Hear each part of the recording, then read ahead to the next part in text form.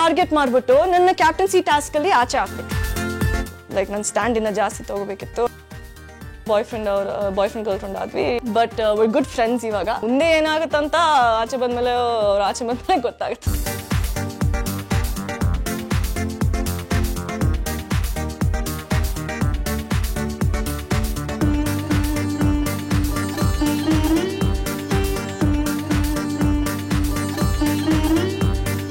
Big Boss ಮನೆಯಲ್ಲಿ ಗ್ರೂಪಲ್ಲಿ ಆಟ ಆಡ್ತಾ ಇದ್ರಿ.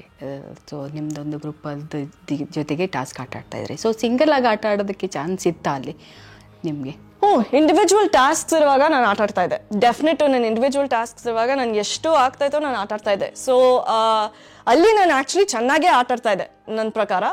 ಆ್ಯಂಡ್ ಗ್ರೂಪ್ ಟಾಸ್ಕ್ಸಲ್ಲಿರುವಾಗ ಮತ್ತು ಟೀಮ್ ಟಾಸ್ಕ್ಸಲ್ಲಿರುವಾಗ ನಾನು ಡಿಫ್ರೆಂಟ್ ಟೀಮ್ಸಲ್ಲೂ ಆಟ ಆಡಿದ್ದೀನಿ. ಆ್ಯಂಡ್ ಅದರಿಂದ ನಾನು ನನ್ನ ಸ್ಟ್ರೆಂತ್ ಏನಿರುತ್ತೋ ನನ್ನ ವೀಕ್ನೆಸ್ ಏನಿರುತ್ತೋ ನಾನು ಅಬ್ಸರ್ವ್ ಮಾಡಿದ್ದೀನಿ. But at the same time ಹೊಮ್ಮತ್ತಲ್ಲಿ ಡಿಸೈಡ್ ಮಾಡಬೇಕಿತ್ತು ಅವರು ಗ್ರೂಪ್ ಟಾಸ್ಕ್ಸಲ್ಲಿ, ಆಯಿತಾ, ಯಾರು ಮಾತಾಡ್ತಾರೆ, ಐ ಮೀನ್ ಯಾರು ಆಟ ಆಡ್ತಾರೆ, ಈ ಟಾಸ್ಕ್ ಪರ್ಟಿಕ್ಯುಲರ್ಗೆ ಯಾರು ಆಟ ಆಡ್ತಾರೆ, ಈ ಟಾಸ್ಕ್ ಯಾರು ಆಟ ಆಡ್ತಾರೆ ಅಂತ. ಸೊ ನನ್ನ ಕನ್ಸಿಡರೇ ಮಾಡಲಿಲ್ಲ ಅಂತ ನನಗನ್ನಿಸ್ತು. ಸೈಡಲ್ಲಿ ಸೈಡಲ್ಲಿ ಪುಷ್ ಮಾಡ್ತಾಯಿದ್ರು ಅಂತ ನನಗನ್ನಿಸ್ತು. ಆ್ಯಂಡ್ ನಾನು ಎಷ್ಟೊಂದು ಸತಿ ನಾನು ಆ್ಯಕ್ಚುಲಿ ನನ್ನ ಕೈ ಎತ್ತಿದ್ದೀನಿ, ಇಲ್ಲ ನಾನು ಆಟ ಆಡ್ತೀನಿ ಅಂತ. ಸೊ ಸಮ್ಟೈಮ್ಸ್ ನನ್ನ ಸೀರಿಯಸ್ ಆಗಿ ತೊಗೊಂಡಿರಲಿಲ್ಲ ಅವರು. ಆ್ಯಂಡ್ ಅದರಿಂದ ನನಗೆ ಬೇಜಾರಾಗ್ತಾಯಿತ್ತು. ಬಟ್ ಇಂಡಿವಿಜುವಲ್ ಟಾಸ್ಕ್ಸಲ್ಲಿದ್ದರೆ ನನ್ನ ಪ್ರಕಾರ ನಾನು ಸರಿಯಾಗಿ ಆಟ ಆಡ್ತಾ ಇದ್ದೆ. ಇನ್ಫ್ಯಾಕ್ಟ್ ಒಂದು ಟಾಸ್ಕಲ್ಲಿ ನಾವು ಅದು ಬಾಕ್ಸ್ ಥರ ಇರುತ್ತಲ್ಲ, ಅದ್ರ ಮೇಲೆ ಹೋಗ್ಬಿಟ್ಟು ನಾವು ಒಂದು ರಿಂಗ್ ಹಾಕಬೇಕಿತ್ತು. ಆಮೇಲೆ ಹೋಗ್ತಾ ಇದ್ವಿ. ಆ್ಯಂಡ್ ನಾನು ಬಿದ್ದೆ ಒಂದ್ಸತಿ, ಎಲ್ಲರೂ ಬಿದ್ದರು ಒಂದ್ಸತಿ. ಬಟ್ ನನ್ನನ್ನೇ ಟಾರ್ಗೆಟ್ ಮಾಡಿಬಿಟ್ಟು ನನ್ನ ಕ್ಯಾಪ್ಟನ್ಸಿ ಟಾಸ್ಕಲ್ಲಿ ಆಚೆ ಹಾಕ್ಬಿಟ್ರು. ಬೇಜಾರು ಅನಿಸ್ತು. ಆ್ಯಂಡ್ ಅದನ್ನ ನೋಡಿದ್ರೆ ಲೈಕ್ ಇಂಡಿವಿಜುವಲ್ ಟಾಸ್ಕ್ಸ್ ನಾನು ಚೆನ್ನಾಗಿ ಆಟ ಆಡ್ತಾ ಇದ್ದೆ. ಆ್ಯಂಡ್ ಹೌದು, ನನ್ನದು ಟೀಮ್ ಟಾಸ್ಕ್ಸಲ್ಲಿ ನಾನು ಇನ್ನೂ ಜೋರಾಗಿ ಕಿರ್ಚ್ಬೇಕಿತ್ತು ಅಂತ ನನಗನ್ನಿಸ್ತಾ ಇದೆ. ಇವಾಗ ನಾನು ಕಿರ್ಚಿಲ್ಲ ಅಂತ ಅದಕ್ಕೋಸ್ಕರ ನನ್ನ ಸೀರಿಯಸ್ ಆಗಿ ತೊಗೊಂಡಿರಲಿಲ್ಲ ಅಂತ ನಂಗೆ ಅನಿಸ್ತಾ ಇದೆ. ಸೊ ಮೇ ಬಿ ಅದನ್ನ ನನ್ನ ಸ್ಟ್ಯಾಂಡ್ ಜೋರಾಗೆ ಲೈಕ್ ನನ್ನ ಸ್ಟ್ಯಾಂಡ್ ಜಾಸ್ತಿ ತೊಗೋಬೇಕಿತ್ತು ಅಂತ, ಆಮೇಲೆ ಜೋರಾಗಿ ನಿಂತ್ಕೋಬೇಕಿತ್ತು ಅಂತ ನನಗೆ ಅನಿಸುತ್ತೆ. Okay. And one more thing, ನೀವು ಮತ್ತು ಮೈಕೆಲ್ ಅವರು ಸೊ ಬಿಗ್ ಬಾಸ್ ಮನೆಯಲ್ಲಿ friends, I think boyfriend ಅಂತಲೇ ಹೇಳ್ಬೋದು. ಸೊ ತುಂಬ ಕಡಿಮೆ ಸಮಯದಲ್ಲಿ ನೀವಿಬ್ಬರು ಫ್ರೆಂಡ್ಸ್ ಆಗಿದ್ರಿ. ದೆನ್ ಹೊರಗಡೆನೆ ಮುಂಚೆಯಿಂದ ಫ್ರೆಂಡ್ಸ್ ಇದ್ರಾ ಅಥವಾ ಒಳಗಡೆ ಹೋಗಿದ ತಕ್ಷಣ ಫ್ರೆಂಡ್ಶಿಪ್ ಆಯ್ತಾ ನಿಮ್ಮಿಬ್ಬರದು ಅಂತ? ಇಲ್ಲ, ಆ್ಯಕ್ಚುಲಿ ಅವ್ರು ಯಾರಂತ ನಂಗೆ ಗೊತ್ತೇ ಇರಲಿಲ್ಲ, ಪರಿಚಯ ಇರಲಿಲ್ಲ. ಬಿಗ್ ಬಾಸ್ ಮುಂಚೆ ಅವ್ರು ಬಂದ ತಕ್ಷಣ ನಾನು ನೋಡಿದೆ ಅವ್ರನ್ನ. ಆ್ಯಂಡ್ ನಾನು ನೀತು ಅವ್ರಿಗೆ ಹೇಳಿದ್ರೆ ಓಕೆ ಹೀಸ್ ಮೈ ಟೈಪ್ ಅಂತ. ಆ್ಯಂಡ್ ಒಂಥರ ನಮ್ಮ ಫೀಲಿಂಗ್ಸ್ ಕನೆಕ್ಟ್ ಆಯಿತು. And boyfriend girlfriend ಆದ್ವಿ. ಲೈಕ್ ಅವ್ರು ಕೇಳಿದ್ರು, ನಾನು ಅವ್ರಿಗೆ ಪಬ್ಲಿಕ್ಕಾಗಿ ಅನೌನ್ಸ್ ಮಾಡಿದ್ರು ನೀವು ನನ್ನ ಗರ್ಲ್ ಫ್ರೆಂಡ್ ಆಗ್ತೀರಾ ಅಂತ. ಆ್ಯಂಡ್ ನಾನು ಅಂದೆ, ಯಾಕೆಂದರೆ ನನಗನ್ನಿಸ್ತು ಲೈಕ್ ಫೀಲಿಂಗ್ಸ್ ಅಂದರೆ feelings, like it doesn't like matter ಆಗಲ್ಲ ಎಷ್ಟು 2 ವಾರ ಇರುತ್ತಾ ಇಲ್ಲ ಅಂದರೆ 2 ತಿಂಗಳಿರುತ್ತಾ ಅಂತ. ನನಗೆ ಆ ಥರ ಏನೂ ನಾವು ಯೋಚನೆ ಮಾಡಿರಲಿಲ್ಲ. ಬಟ್ ಇವಾಗ ನೋಡಿದ್ರೆ ಹೌದು ಯೋಚನೆ ಮಾಡಬೇಕಿತ್ತು ಅಂತ ಅನಿಸ್ತಾ ಇದೆ. ಯಾಕೆಂದ್ರೆ ಆ ಉಸ್ತುವಾರಿ ಎಲ್ಲ ಬಂದಿತ್ತಲ್ವಾ. ಸೊ ಅದ್ರ ಬಗ್ಗೆ ಯೋಚನೆ ಮಾಡಿದ್ರೆ ಓಕೆ, ಅವ್ರ ವ್ಯಾಲ್ಯೂಸ್ ಎಥಿಕ್ಸು ಡಿಫ್ರೆಂಟ್ ಆಗಿತ್ತು, ನಂದು ವ್ಯಾಲ್ಯೂಸು ಎಥಿಕ್ಸು ಡಿಫ್ರೆಂಟ್ ಆಗಿತ್ತು. ಅದರಿಂದ ನಾವು ಕ್ಲಾಶ್ ಆದ್ವಿ. ಆ್ಯಂಡ್ ಓಕೆ ಅಂದ್ಕೊಂಡ್ವಿ, ಓಕೆ ನಾವು ಇಲ್ಲಿರುವಾಗ ನಾವು ಫ್ರೆಂಡ್ಸ್ ಆಗೇ ಇರೋಣ ಅಂತ. ಯಾಕೆಂದರೆ ರಿಲೇಷನ್ಶಿಪ್ಪು ಅದೆಲ್ಲ ಇವಾಗ ತುಂಬ ಬೇಗನೆ ಆಗಿದೆ. ಸೊ ನಾನು ಹೇಗಿದ್ದೀನಿ ಅಂತ ಅವ್ರಿಗೆ ಅರ್ಥ ಆಗಬೇಕು, ಮತ್ತು ಅವ್ರು ಹೇಗಿದ್ದಾರೆ ಅಂತ ನಾನು ಗೊತ್ತಾಗಬೇಕು. ಆ್ಯಂಡ್ ಅವ್ರ sense of humour sense of humour ಇದೆ. ಆ್ಯಂಡ್ ಅವರು ತುಂಬ ಲಾಜಿಕ್ಕಾಗಿ ರೀಸನಿಂಗ್ ಎಲ್ಲ ಇರುತ್ತೆ. ನಾನು ಇಮೋಷ್ನಲ್ ಆಗಿದ್ದೀನಿ, ಮತ್ತು ನನಗೇನು ಅನ್ಸುತ್ತೋ ನಾನು ಹೇಳ್ಬಿಡ್ತೀನಿ ನನಗೆ. ಸೊ ಒಂಥರ like opposites attract. But we're good friends ಇವಾಗ. ಆ್ಯಂಡ್ ಮುಂದೆ ಏನಾಗುತ್ತಂತ ಆಚೆ ಬಂದಮೇಲೆ ಗೊತ್ತಾಗುತ್ತೆ ಅಷ್ಟೇ. ಓಕೆ.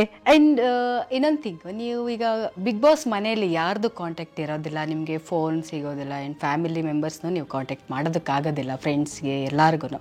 ಅಲ್ಲಿ ಹೋದ್ಮೇಲೆ ನಿಮಗೆ ಅಲ್ಲಿರೋರೆ ಫ್ರೆಂಡ್ಸ್ ಆ್ಯಂಡ್ ಫ್ಯಾಮಿಲಿ ಎಲ್ಲರೂ ಅವರೇ ಆಗಿರ್ತಾರೆ. ಸೊ ನೀವು ಅದ್ರ ಮಧ್ಯೆ ಇಲ್ಲಿಂದ ಅಲ್ಲಿ ಹೋದ್ಮೇಲೆ ನಿಮಗೆ ಯಾವ ಥರ ಎಕ್ಸ್ಪೀರಿಯೆನ್ಸ್ ಆಯಿತು? ಯಾಕಪ್ಪ ಮನೆ ಬಿಟ್ಟು ಬಂದೆ ಅಂತ ಅನ್ನಿಸ್ತಾ, ಅಥವಾ ಖುಷಿ ಆಯಿತು ನನಗೆ ಬಿಗ್ ಬಾಸ್ ಮನೆಯಲ್ಲಿ ಬಂದು ಅಂತ ಅನ್ನೋ ಥರದ ನಿಮ್ಗೆ ಅನ್ನಿಸ್ತಾ? ನಿಜ ಹೇಳ್ಬೇಕಂದ್ರೆ ನಾನು ತುಂಬಾ ಖುಷಿ ಆಗಿದ್ದೆ. ಯಾಕಂದ್ರೆ ಎಷ್ಟು ಲೈಕ್ ನೆಮ್ಮದಿಯಾಗಿದ್ದೆ. ಯಾಕಂದ್ರೆ ಫೋನ್ ಇಲ್ಲ, ನೋಟಿಫಿಕೇಶನ್ಸ್ ಇಲ್ಲ, ಏನಕ್ಕೆ ನೋಡ್ಬೇಕಂತ ಲೈಕ್ ನಂಗೆ ಒಂಚೂರು ಲೈಕ್ ಮಿಸ್ಸೇ ಮಾಡ್ಕೊಂಡಿರ್ಲಿಲ್ಲ.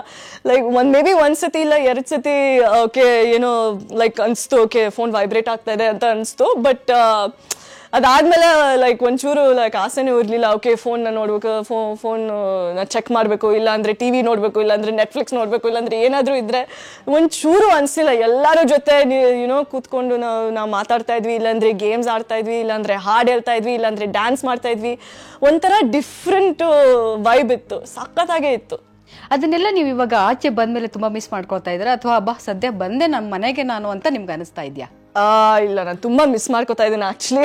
ಎಲ್ಲರೂ ತುಂಬ ಮಿಸ್ ಮಾಡ್ಕೋತಾ ಇದ್ದೀನಿ.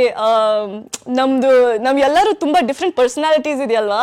ಸೊ ಅದರಿಂದನೇ ನನಗೆ ತುಂಬ ಲೈಕ್ ನನಗೇನು ಇಂಟ್ರೆಸ್ಟಿಂಗ್ ಅನ್ಸುತ್ತೆ ಅಂದರೆ, ಡಿಫ್ರೆಂಟ್ ಪರ್ಸನಾಲಿಟೀಸ್ ಅಂದರೆ ಅವರಿಂದ ಏನಾದರೂ ಕಲಿಯೋಕ್ಕಾಗತ್ತೆ. ಸೊ ಅದನ್ನ ನೋಡಿದ್ರೆ ನನಗೆ ತುಂಬ ಇಷ್ಟ ಆಗ್ತಾಯಿತ್ತು. ಮತ್ತು ಸೆನ್ಸ್ ಆಫ್ ಹ್ಯೂಮರು, ನಗೋದು, ಅಳೋದು ಎಲ್ಲ ಇರುತ್ತೆ. ಆ್ಯಂಡ್ ಅದರಿಂದ ಲೈಕ್ ನನಗೆ ಒಂಥರ ಲೈಕ್ ನನ್ಗೆ ಅದೂ ಇಷ್ಟ ಆಗಿತ್ತು. ಲೈಕ್ ಸಮ್ಟೈಮ್ಸ್ ತುಂಬ ಓವರ್ವೆಲ್ಮಿಂಗು ಆಗಿತ್ತು, but at the same time ನಂಗೆ ಅದು ಇಷ್ಟ ಇತ್ತು. ಆಮೇಲೆ ನಿಮಗೆ ಬಿಗ್ ಬಾಸ್ ಮನೆಯಲ್ಲಿ ಎಲ್ಲರ ಜೊತೆಯಲ್ಲಿ ನಿಮಗೆ ತುಂಬ ತುಂಬ ಇವರಂದರೆ ನನಗೆ ಓಕೆಪ್ಪ, ನನಗೆ ತುಂಬ ಇಷ್ಟ ಆಯಿತು ಅನ್ನೋ ಥರದ್ದು ಯಾರೇ ಇರ್ಬೋದು ಅಲ್ಲಿ? ಲೈಕ್ ಕಂಫರ್ಟಬಲ್ ಆಗಿದ್ದು. ಹೌದು, ಕಂಫರ್ಟೇಬಲ್ ಆಗಿ ನೀವು ಅಲ್ಲಿ ಮನೆಗೆ ಹೋಗಿದ್ಮೇಲೆ ನಾನು ಇವ್ರ ಜೊತೆ ಕಂಫರ್ಟೇಬಲ್, ಇಲ್ಲಿ ಬಂದಮೇಲೆ ಅವ್ರನ್ನ ನಾನು ಮಿಸ್ ಮಾಡ್ಕೋತೀನಿ ಅಂತ ಅನ್ನೋ ಥರದ್ರ ವ್ಯಕ್ತಿ ಯಾರು? ಮೈಕಲ್ ಅವರು. ಓಕೆ. ಆ್ಯಂಡ್ ವಿನಯ್ ಅವರು ನಮ್ಮ ಬಿಗ್ ಬ್ರೋ ಥರ. ಆ್ಯಂಡ್ ನಮ್ರತಾ. ಓಕೆ.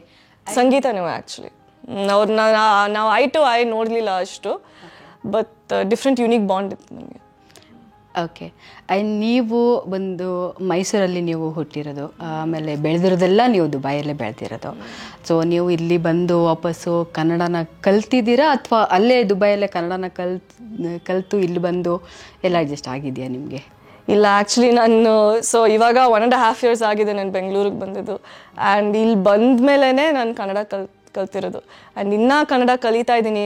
ಇನ್ನೂ ಕನ್ನಡ ಕಲಿಬೇಕಂತ ನಂಗೆ ತುಂಬ ಆಸೆ ಇದೆ. ನಾನು ಕನ್ನಡ ಪರ್ಫೆಕ್ಟ್ ಆಗಿಲ್ಲ ಅಂತಲೂ ನಂಗೆ ಗೊತ್ತು.